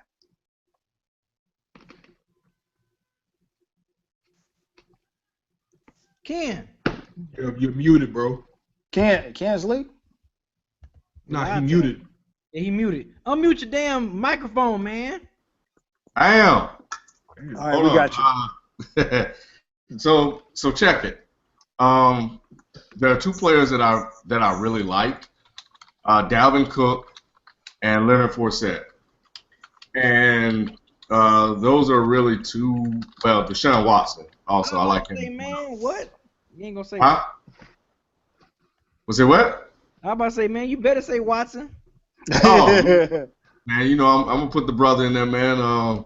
So I like all three of them. I think they're going to have outstanding seasons this year. I think Leonard Fournette may be an absolute monster this year, depending on, if is he going to go for it or is he going to get ready for the NFL. You never know. But I have the strangest feeling that Christian McCaffrey out of Stanford is going to win the Heisman. They started propping this brother up last year, and we all saw what he did in the playoffs last year, in the game last year, where he put up 370 some yards or something like that, all-purpose yards in that game, in the Rose Bowl. So I have a feeling that this guy that can run, catch, he could damn near do it all, man. I think he might be the guy. College football analysts and the whole field seems to really like him, and he's very outspoken too, and I gotta respect that. I gotta respect that in the sense that he's saying that y'all, I mean, you guys are not giving me any credit because I'm a white running back, and he said if I was a black running back, you guys would look at me differently, and you know what, he may have a point there. He does have a point. Yeah, so I can appreciate him, being willing to speak out on something like that and pointing that out that double standard, deservingly so. But I definitely think that he may be the guy to win it this year. So he's going to be my pick. But I would like to be extremely clear that Forsett, Cook, and Watson are the three guys that I like coming into the season. There are three players that I love watching play. But I just have a feeling, man, I think this kid's going to have an incredible year. And I think Watson, as a quarterback, because quarterbacks tend to, get preferential treatment, will have to be even more amazing than McCaffrey this year. Let me throw it over to B. B got a quick question in the chat room. They want to know, are you a Michigan State or Michigan fan? Michigan football, but Michigan State basketball. Okay. Yeah, I just know my man human like button asked in the chat room. I know the answer, but I'm asking because we have new listeners all the time, and everybody knows you from Detroit. They want to know how you get down on Trick on allows y'all to do that. You said what? Trick allows y'all to do that. Y'all can do. You can just cross like that. Hey man, he busy 4:30. He can do what he want to do. Different sports, man. Different sports. All right. Damn. So go ahead and tell us about your favorite to win the Heisman. To me, it's a toss. It's a toss up between Watson and Fournette. Leonard Fournette, I think his only way because he was a clear cut winner to get it last year until he played Alabama and he stunk the bed. Like he literally, because usually in college, when you want to solidify your Heisman season, you got to step up against those big games, in those big games. You know what I'm saying? Like not only did they lost, but he didn't even show up. You know what I'm saying? Against, of course, Alabama defense was top notch, but we wanted to see what he can do against a top-notch defense like Alabama. And if he would have rushed for 197 yards, but they still would have lost by a field goal or a touchdown, then you could probably be like, oh, okay, well he's still he's still good. But when he got shut down in that Alabama game, that kind of messed it up. Watson, I think they got a chance again. They almost had a perfect season this year. I think they got a chance to go perfect again this year. Like Ken said, quarterback is going to get kind of the upper hand in the Heisman race most of the time because they always get glorified for the win. So if Watson can take Clemson and have them go undefeated, win the ACC championship game and get the national title this year, yeah, I mean I think Watson is definitely, that dude is a freak of nature, man. Like Jesus Christ, that dude is so good. And what was another person? Don't sleep on Royce Freeman from Oregon. Okay. Surprised if he go out and rush for I think he rushed for 18, a little over 1,800 yards. So don't be surprised, and I was a sophomore, going into his junior year, so don't be surprised if he go for that 2,000-yard mark or those those Chris McCaffrey type of all-purpose yards. You know what I'm saying? So yeah, but those my picks, man. I got Watson, Freeman, and Leonard Fournette. I think those guys. Of course you got to give it. Of course they're gonna be a little bit biased towards the SEC dude. If Leonard Fournette can ball out, seriously though, if he ball out this year and if he redeem himself from last year for not stepping up in those big games and step up in these big games this year and still do what he does, I think him and Watson gonna be the clear two front runners for the Heisman, in my opinion. What about you, Q? Your favorite or favorites to win the Heisman? Man. Fournette, he gonna have to do something special. He's a special specimen, obviously, but you're only as good as your O-line. You're only gonna get as much shine as your quarterback is. So if dude's quarterback is absolute garbage, man, then he's gonna be the entire offense. And that's, like I said with AP when we did the last segment, it's a double-edged sword. He's gonna get a lot of burn. Obviously, he's gonna get his number called every single time. But at the same time, the other team knows that, and they go, all right, let's just stack the lines, put 8 in the box. Like that's all we gotta do. And it's easier said than done because of how special he is. But in those big games versus Alabama, like B said, in those big games versus top-ranked defenses, the Ole Miss type games and everything, can he get in his groove? And I don't know if that'll happen because coaches will be on the alert, man. Like, yo, we're playing Fournette. We're going to be doing run all week in practice. We're going to learn how to stop the run all week in practice. Deshaun Watson is the number 1 pick in next year's draft easily. The kid has it all. He's mobile. He has the arm. He has the IQ. And he doesn't make stupid off-the-field decisions. So he's the entire package. But those are my 2 definites. My sleeper pick, people are going to look at me crazy. And keep an eye on Baker Mayfield, man. Just keep an eye on him. Just keep an eye on him. That's all I'm going to say. Yep. Oh, that's not a sleeper pick. You know what, man? I had some time, so I said, let me try to. I actually put mine in order. I'm gonna go for, and I came up with 5, and I'm gonna list them from 5 to 1. Coming in at number 5, I got Baker Mayfield. I think because Oklahoma, they've got a couple of tough tests early in the season, but I think they're going to be one of the teams to make the Final Four. Baker Mayfield's going to throw for a bunch of yards, which is crazy to me because, like, I remember Oklahoma in the 80s, and all they did was run the ball. So it's kind of weird for me to see Oklahoma throw the ball around the field. But I think Baker Mayfield's he's got a legitimate shot. I got him at 5. I got Dalvin Cook at 4, running back from Florida State. I got Leonard Fournette at 3. And then at 2, I got Christian McCaffrey. Number 1, I think, is going to be Deshaun Watson. I think it's his Heisman to lose. I think he is – and the reason why I got McCaffrey at 2, I think McCaffrey's going to step back a little bit because they lost their quarterback. So the problem that Fournette's going to run into it, and you guys made a good point. I think Fournette was the best back in college. So I thought he was better than Henry last year. I think he didn't have a great game against Alabama, but who the hell does? So I think that game hurt him. But, again, he was going up against a 9-10-man front. So it was going to be damn near impossible for him to get the kind of yardage that he was getting. But if LSU can get consistent quarterback play, which is, what we've been saying probably for the last 10 years, if they can get consistent quarterback play, Fournette could sneak in there, but I think it's really going to be between McCaffrey and Watson. I like Watson winning the Heisman. I think Watson, if I'm not mistaken, Clemson was returning, I think, almost all of their starters from last year on offense. They're losing a lot on defense, but you're not going to be able to stop that offense. So I think it's going to be interesting to see how this definitely plays out.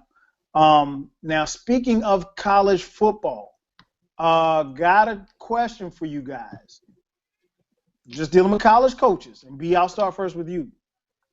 If you had one game to win and you needed to pick a coach, who would you choose? Of all the coaches in college football, if you had one game to win, who would you pick?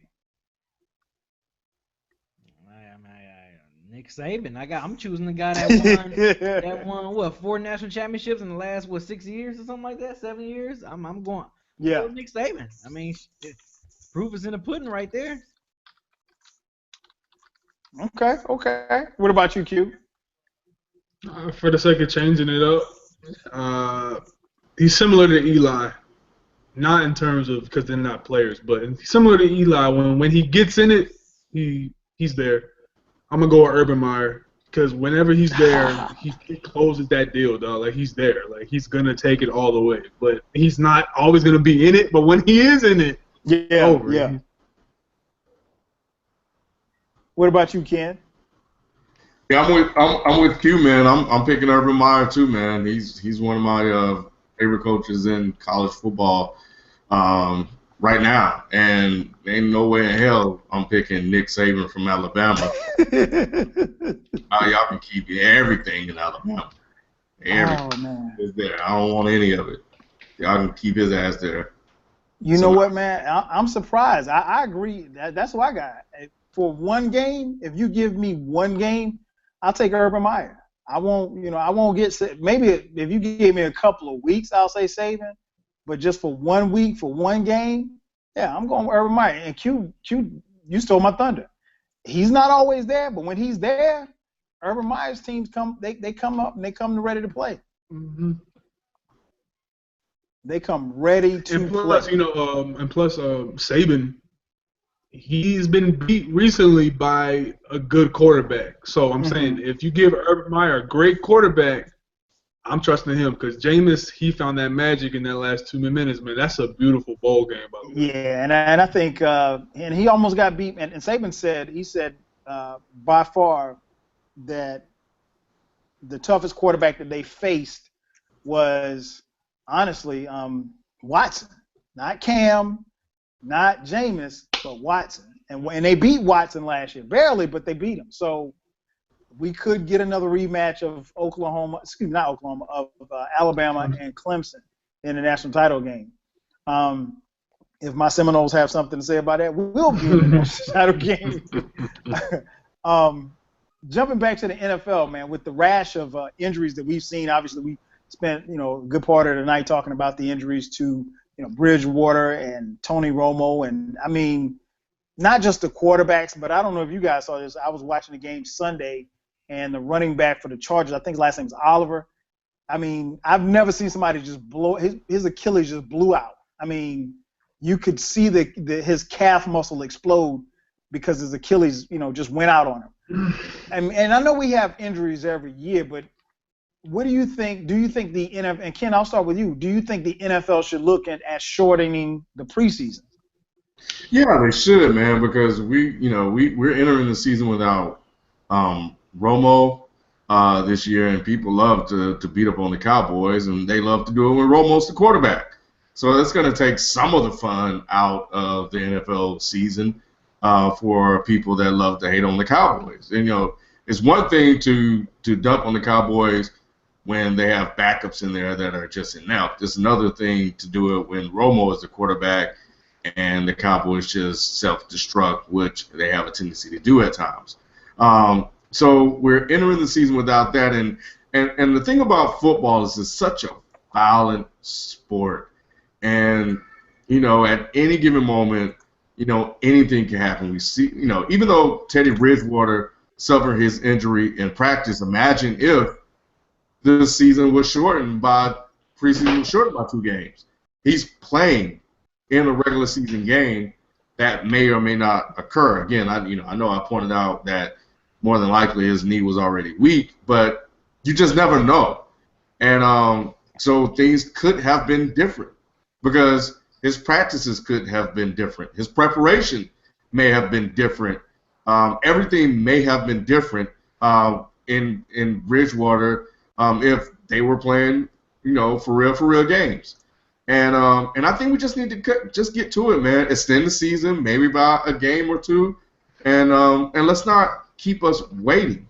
So the NFL will still be able to make their money, which is part of the reason why they have preseason games, because the football teams, the NFL teams, the coaches, the organizations don't even play their guys. And I understand that you're evaluating talent and you're trying to get a feel for who you need on the roster and who you don't need on the roster. But I think that they just drag it out far too long, and every single year it seems like we're dealing with an injury to a main guy, and it's kind of ruining the product that they're putting on the field. So I know the NFL really cares about the product, so this is something they need to really look into. No doubt, no doubt. What about you, Q? Yeah, man, it needs to be 2 games. You need a game to get into the thing and just have your dress rehearsal game, and that's it. Like, stop trying to give scrubs, that moment to shine. And then I bet you this, practices would be a lot more competitive because guys know, I only got 2 games to show out. So I got to go hard in practice to even get on the coach's radar. So you're going to see who rises to the top fast. And I think 2 games is the only way to go.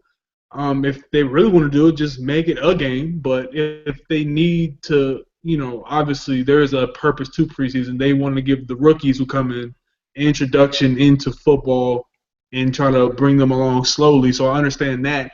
But, dude, 4 games, I've always said it's ridiculous. And the biggest problem I have with football, outside of obviously all the brain the research that we've gotten, is they don't really give their guys a lot of recovery time. And I don't know, like, I know, Kyle, you played, like, you played when, like, you were younger, and I know guys who I'm friends with who played, and they used to tell me, like, yeah, we got days off, but there was not really an attention to detail with the recovery techniques.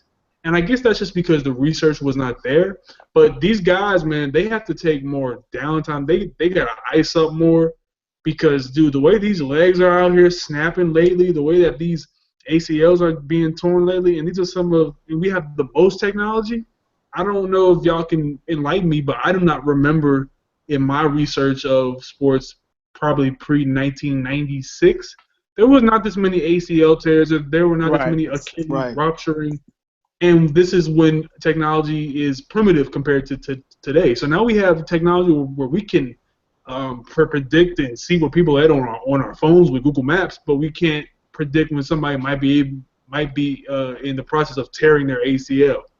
I think we need to either expand the research on injuries and shorten the games, or we can do a combination of all three things I said. Shorten it to 2 games, expand the research, and give them more recovery time so they can just ice up, man. Because I hate seeing people go down, and now Cowboy fans have an excuse like, well, Tony was hurt, so of course we went 2-14. And I'm like, man, y'all still suck with him.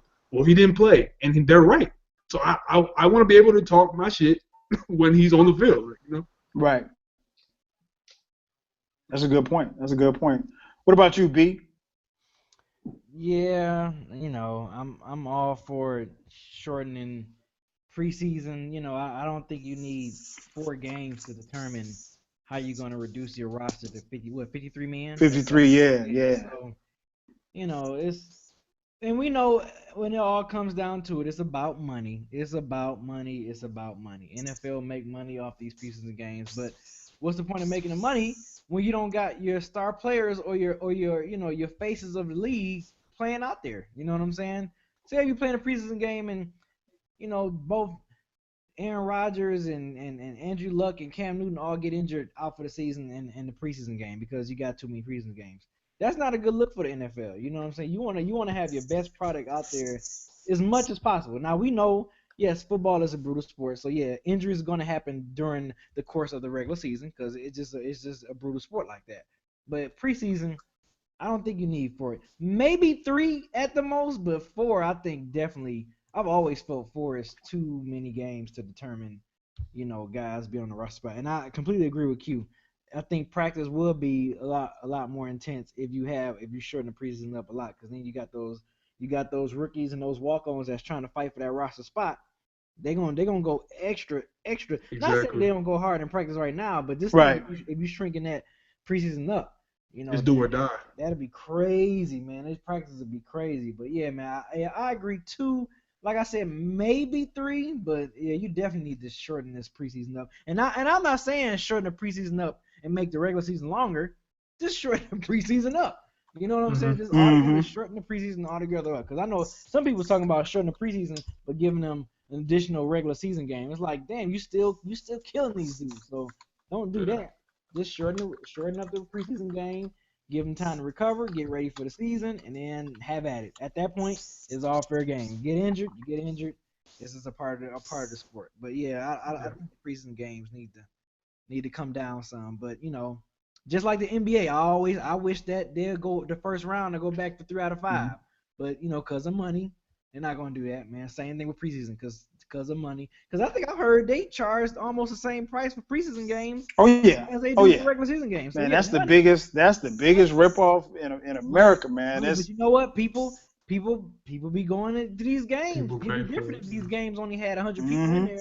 Them games be sold, man. People go to these preseason games. So I guess NFL is like, if it ain't broke, don't fix it, But yes, the preseason needs to be reduced. Yeah, I would love to see it down to 2 games. I would love to see, to be honest, man, I'd love to see the regular season reduced. I'd love to see the regular season reduced in basketball and baseball. I think the seasons are too damn long, all of them. But, with 16 games, I understand why they don't reduce the season. And I understand why they have 4 preseason games, but it's and like Ken said, it's a game of attrition, and it's a game that it's a contact sport, so you're gonna get people hurt, But I will say this much, preseason games, unless you absolutely have like a vested interest, and I don't know about you guys, but like after like the first quarter, after the starters come out, like it's not really good football. I mean, like, and I think most of the teams know they got a pretty good idea who's gonna make the team, who's not gonna make the team. So, it's there's nothing worse than watching like a fourth quarter of a preseason. The only way I'm watching the fourth quarter of a preseason game unless I know somebody playing. Like if I don't know anybody, like it'd have to be like Q's brother or somebody trying to make the team. You know what I'm saying? So other than that, man, I'm not watching the fourth quarter of a preseason game. And then like it's been the tradition, at least here in these last few years, that the starters normally play 2, maybe 3 quarters of the game, the third game of the preseason. The starters never play in the fourth game of the preseason. So if you're a season ticket holder and you have the fourth game, the preseason game, you might as well not go. If you have tickets to that game, you might as well not go because you're not going to see any starters. You're going to see a whole bunch of guys who are on the bubble of making the team, and some of the guys who are playing, the team already knows that they're not going to make the team. So, I would like to see it reduced. I don't think it'll ever happen because, if it were up to Goodell and the owners, they'd play more games. And I think that's tough because and like you said, there's a lot. And Q, you mentioned as far as recovery. We had the same amount of time to recover. We had a week to recover. I think when I played football, obviously in Little League and in high school and college, but the difference is with the NFL, those Thursday night games, and that's why the Thursday night games are so bad because you have to abolish those, man.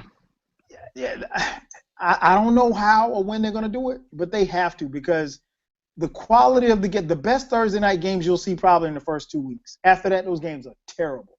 And they always because like you can't get your body ready. Most players, they playing an NFL game or playing a football game is almost like being in a car accident every 30 seconds for 3 straight hours. That's exactly what it is. It's a car wreck for 3 straight hours. And so your body doesn't start to feel like itself until like Thursday, maybe Friday. So then you got to get yourself up to go play a game after playing on Sunday. Those Thursday night games are bad, man. So, but hopefully when they go back to the bargaining table, of course they're going to try to wrestle some power away from Roger Goodell. I don't know if that's going to happen, but we'll see. But it's tough to do that. Quick question, Kyle. Just a quick question. I know we got to wrap up here. Do you think with everything that we just said, 'cause I saw an article by this doctor, and he made the argument that if the NFL's tired of injuries, then perhaps they should take a look. I'm not saying they should just go wild and everything, but take a look at regulating some type of doping. If they're tired of seeing quarterbacks, go down with ACL tears and tired of people not being up for the Thursday games, then how about you just let them juice a little bit? If you're going to be mad, let them regulate juicing a little bit to where guys can come back, because people are out here tearing ACLs, man. Do you think that they Right. should look into it? I'm not saying do it, but should they research and see if there is a safe way to dope or juice or anything? I think they probably could look into it, but there's money involved in that, and the NFL doesn't want to tamper with the money because they feel like, okay, if we let play, even something as simple as we've heard players here recently ask for, research as far as the being able to use marijuana, because marijuana helps cats cope with pain, and obviously there's a lot of pain involved with playing football. So if you let guys use marijuana, then that can help them alleviate some of the pain, and they can play better. It would be an interesting gesture, to be honest, Q, but it'd be tampering with the money. And the NFL, they don't want anything to do with them tampering with the money. They want to keep making more money, and they want to figure out how they can get the maximum amount out of each player, and then still not share the money with the players, but to get more out of them and maximize their efforts. So I don't think it'll happen. I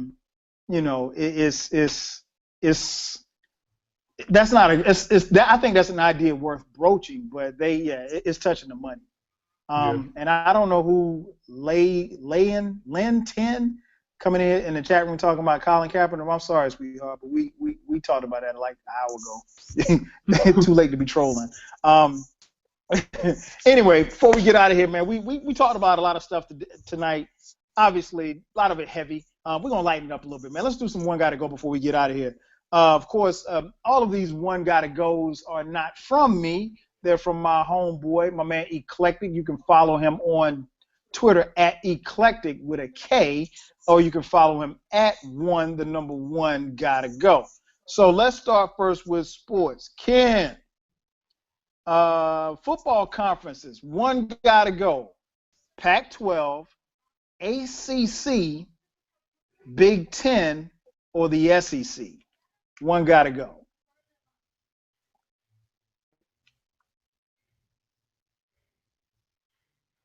You muted again, dog. Sorry, man. I can't hear you. I got kids running around here yelling. It's all good, man. It's all good. So we're gonna keep the SEC, and I guess I'm cool with the Big Ten. ACC, man. Let's just ACC. What? Okay. B, what about you, man? One gotta go.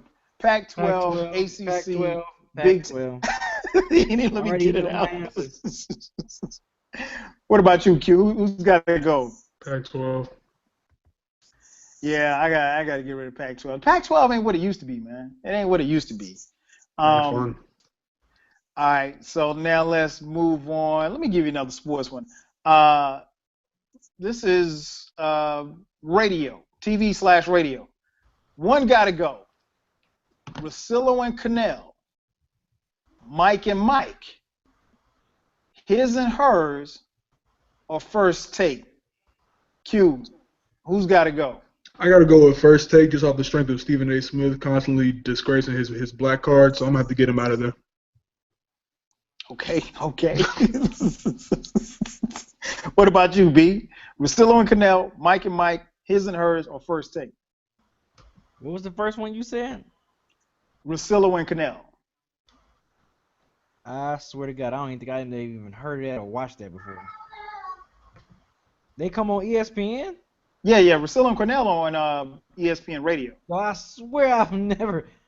Never heard of them or even never even watched it before. Wow. Yeah, they're on listened. from I want to say from like 1 to 3 or 12 to 1, something They like getting 12 to 3, paid on something the like that. low. 12 to 4, something like that. 1 to 4. Oh, okay. Well, I mean, I guess just off the strength of me not knowing who the hell they are, I mean, I'm with Q though. I would say First Take too, but you know, I don't know. I don't know them. I don't know them. What you said, Rushalo and Canal. Yeah, Russillo Who is that? and Canal. Okay. Oh, I'm like a boxer. I don't know who that is either, What, but I mean, what about yeah, you? Yeah, they gotta get What out of about here. you, Ken?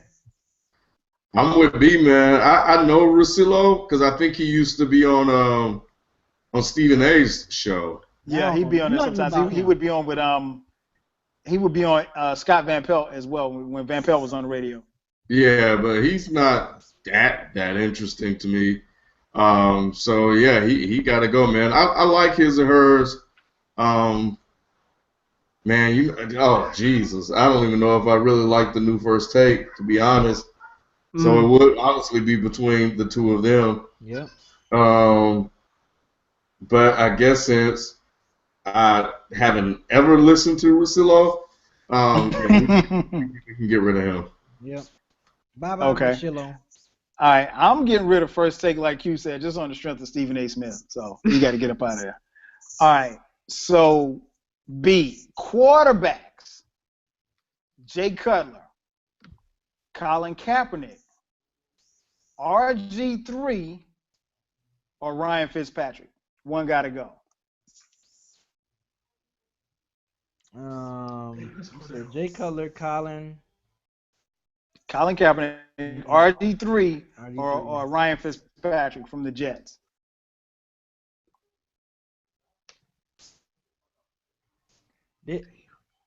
What's the furthest Ryan Fitzpatrick went in the postseason? never. They went to postseason. Never wary. Shit, yeah, I'm gonna have to get rid of him then.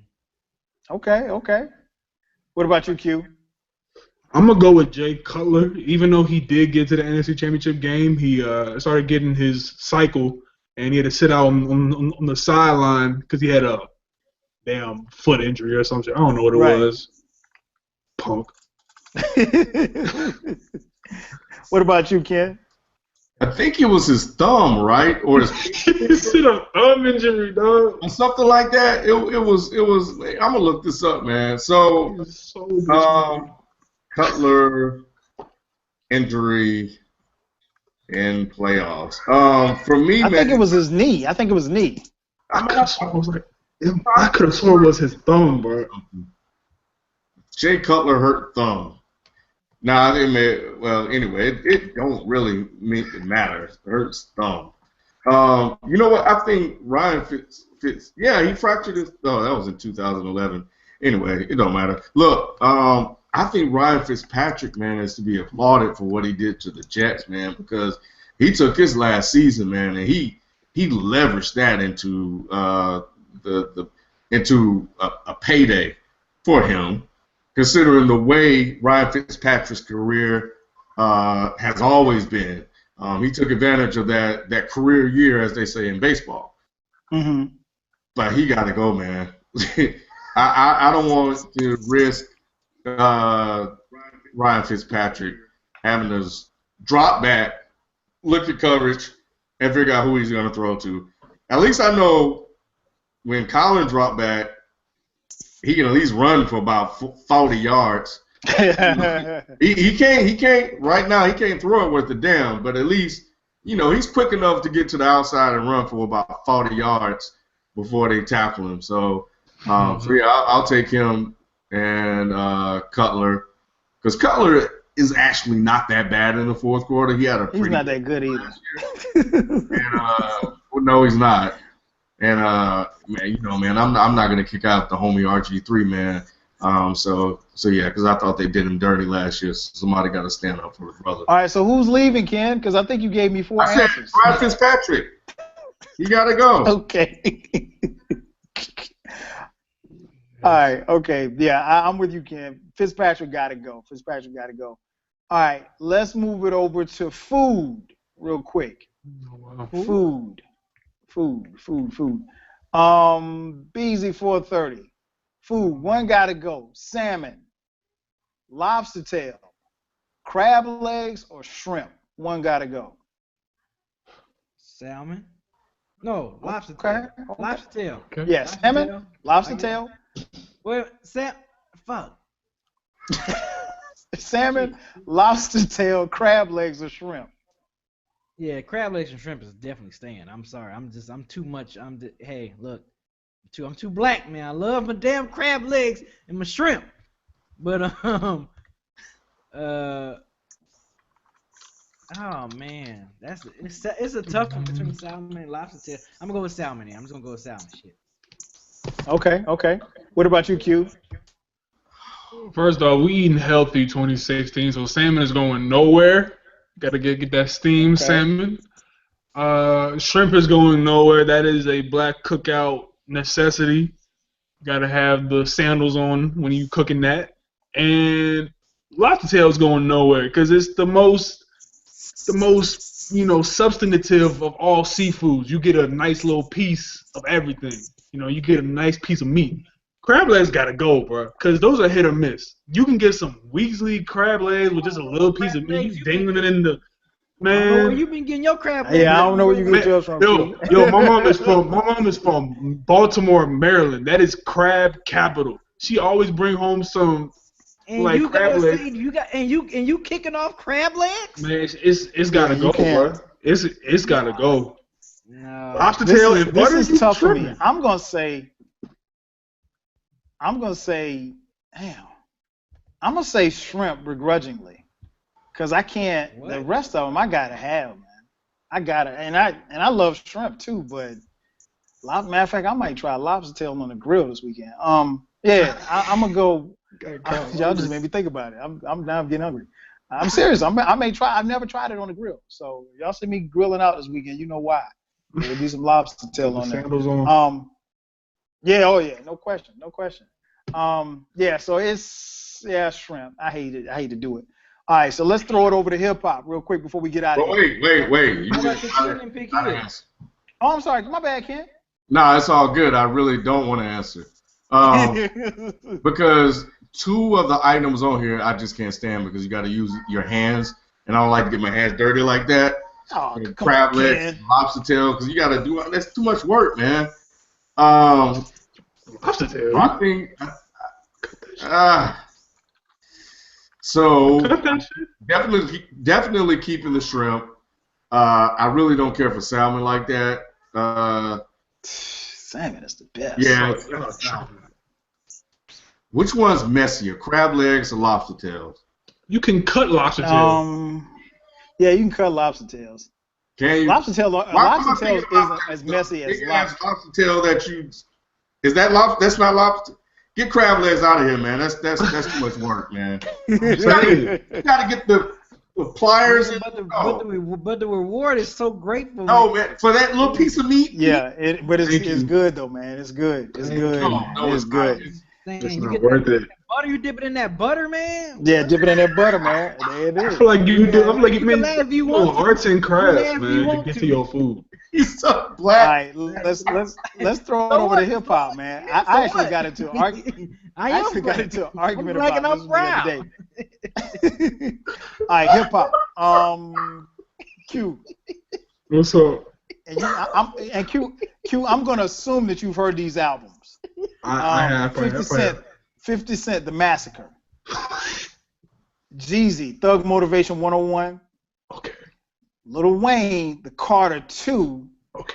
Or the Game documentary. Which one's got to go? 50 got to get that shit out of there, bro. Bye, Massacre. Bye, Massacre. Massacre got to go. First and foremost, Massacre. Carter 2 is Wayne's That's best what I album. said.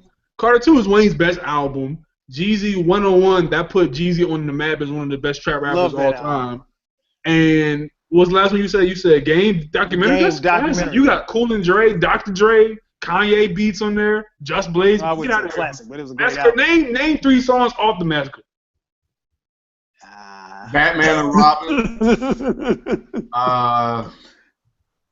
Bye, Single Massacre. on the radio and single on the radio. Bye, Massacre. Bye-bye. What about you, Ken? Ah, Dark Layer I is think hard. people sleeping on the massacre, yo. This is not Bye hard. bye This is, massacre. That's gone. Right. Yeah, And that's the same thing I said. It wasn't easy. It was very easy for me. And the thing was about easy it for was me. people was were easy for arguing me. with me about it because I didn't like the massacre. Yeah, I'm gonna get rid of the massacre, but I think still people kind of low key sleeping on that. that was buns. That was buns, dog. I think All right. Let me see. All right, one more before we get out of here. This was tougher. This was tougher. Ken, Outkast albums: Stankonia, Aquemini, Southern Playalistic, Cadillac Music, or ATLians. One gotta go. That's easy. All right, so we already know the first two are staying. Really? Yeah, Southern Player Cadillac. Bye, Yeah. Stankonia. Bye bye. Tripping. Nah, I think run that back. So All right. For those of you first listening and those first who watching, one, ATLians. Southern Aquemini, Playalistic, right? ATLians, Yeah. Aquemini, and Stankonia. So Bye, Outkast, Stankonia. basically Bye-bye. Outkast first 4 albums. Bye, Stankonia. Stankonia. Stank on you. Bye. Stank on you. Holla. Yeah, exactly. Bye. It shouldn't even be a thought. What Bye. about you, Q? No, Southern Playalistic gotta go. Gotta go. Gotta go. It gotta go. Hey, And I'm gonna hey, tell you why. Can you- I'm gonna Can tell you you sound use like Mike? Can you Let me sound like a mute girl, his I'm gonna dude? tell you why You it gotta like go. a girl, I'm gonna tell you exactly why. The reasoning. All four are classics, obviously. But when you go back and you look at the progression of Outkast as a group, only one of those albums sticks out that you could say, yo, that really feels like that was their beginning. That was really where they started. And that's not a bad thing, but I feel as though that they progressed so much better lyrically and stylistically that when you compare Southern to the other three, that's probably the least Andre and least Big Boy that I see them as. Like as they've evolved into gods of hip hop, that was like that was their beginnings. It's like saying, Infinite for Eminem is better than, the Marshall Mathers LP. It's just because it was their beginning doesn't mean it's better. But I respect anyone's opinion because they're all four classics. But Southern gotta go for me. Stankonia is nowhere near. No, tripping. Bombs Over Baghdad was my shit when I was young, so I can't. I can't. Get up and get out and get something. Q, Do you realize Miss it was a great Jackson album. from my generation, bro? Come on now. It was a great album. Don't get me wrong, Q. Don't get me wrong. It was a great. Now listen to the old head, right quick. And I'm not trying to change your mind, because I'm not gonna change your mind. You should. It was a great album, but to be honest, Q, Aquemini, Southern Playlist, and here's the thing that people don't realize about this. And if you didn't get a chance, check out my podcast, 12 Kyle Podcast. I did a podcast on ATLians, which turned 20 years old last week. So if you didn't get a chance, check out the podcast. It's everywhere. iTunes, SoundCloud, you name it. These albums got progressively better, the first three. And not only that, but they did it on the charts too as well, because Southern Playalistic sold 1 million, ATLians sold 2 million, Aquemini sold 3 million. So, and I don't buy into the whole thing about the charts or whatever, but I think lyrically they got much better. And there are people who think ATLians is the best of the three. I don't think so, but I'm not going to argue with you if you say so.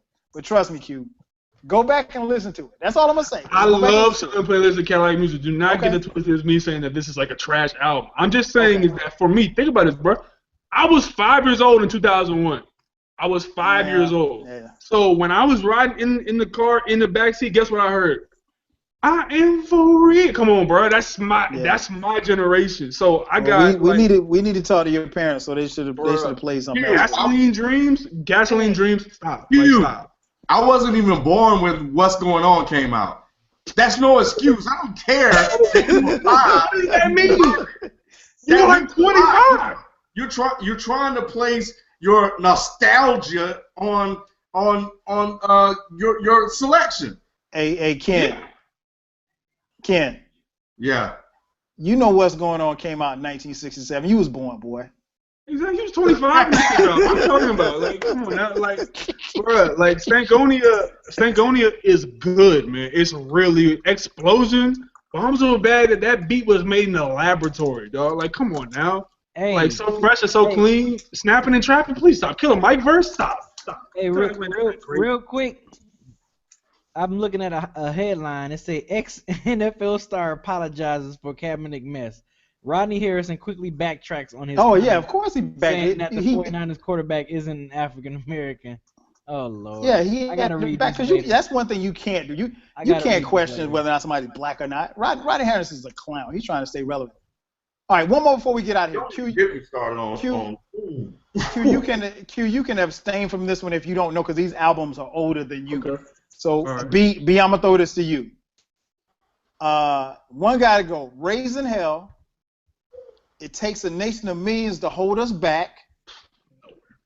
Straight Out of Compton, or Strictly Business. Raising Hell.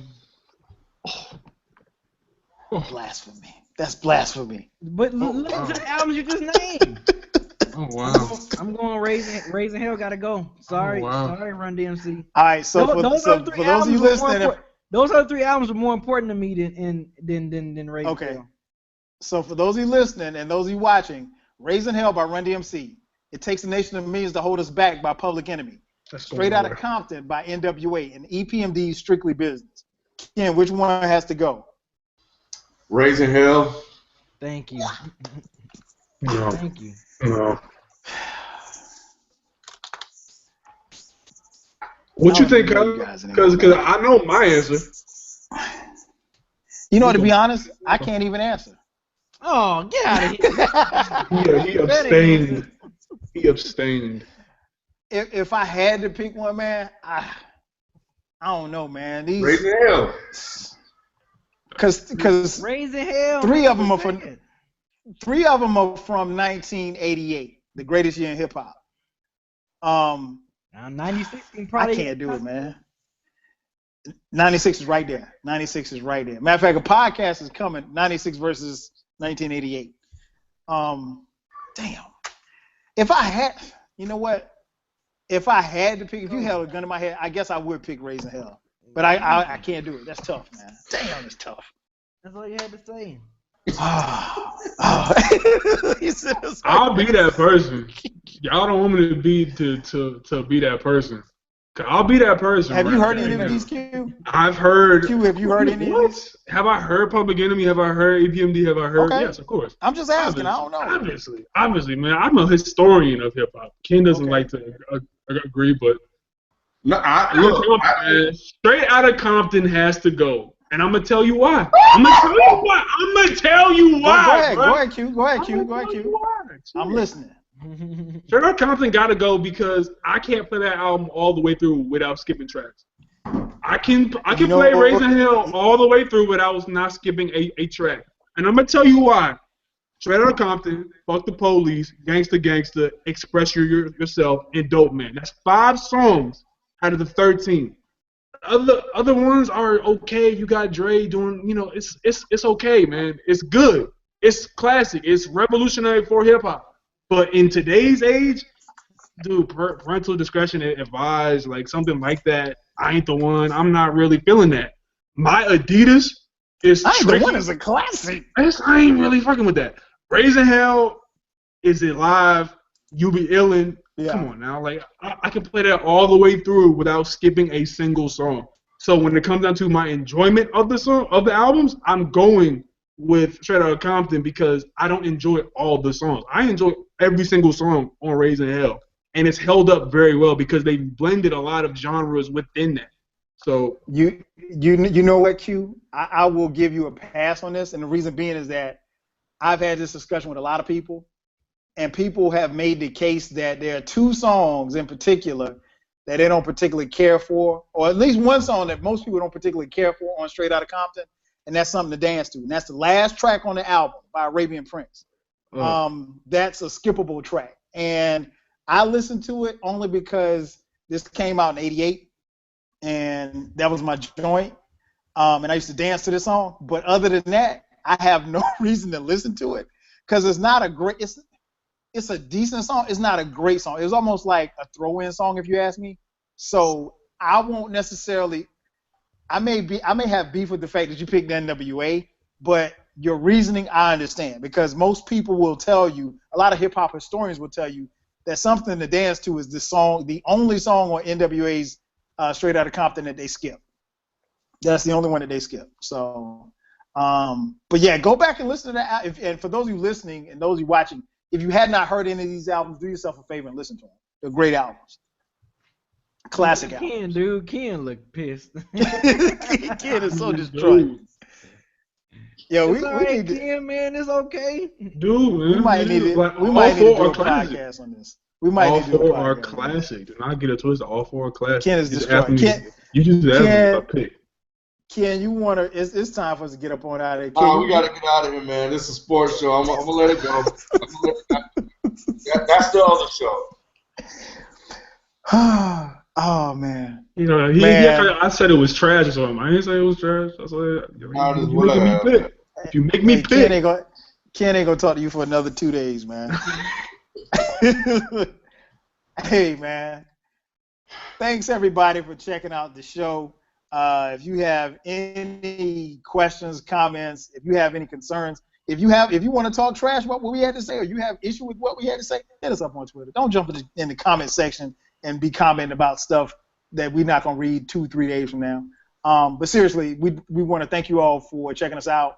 Make sure you check out Dead End Hip Hop. Make sure you check out Dead End Sports across all social media outlets. That's going to do it for us, man. Thanks. Shout out to Q for filling in for FIFO, for Q, for B, for Ken. I'm your host, 12 Kyle. We'll holler at you guys next week. Peace. Peace.